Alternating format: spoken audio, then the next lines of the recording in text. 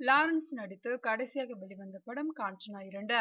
இந்த படத்தின் மொத்த வசூல் 100 கோடி என்கிறது பாக்ஸ் ஆபீஸ் வட்டாரம். அதற்குப்புறம் பெரிய பெரிய நிறுவனங்கள் எல்லாம் லாரன்ஸை கொத்தி கொண்டு போக தயாராக இருக்கும் நேரத்தில் வேந்தர் மூவிஸ் நிறுவனம் படக்கென்று அள்ளிக்கொண்டது அவரை. இந்த நிறுவனத்திற்காக 2 படங்களை இயக்கி தரப்போகிறாராம் அவர். ஒன்று மொட்ட சிவா கெட்ட சிவா, மற்றொன்று நாகா.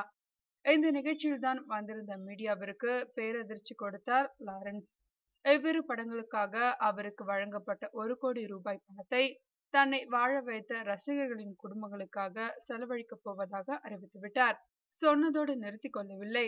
இதை முறையாக செய்வது எப்படி என்று IAS அதிகாரி இறையன்புவிடம் ஆலோசனை கேட்டாராம்.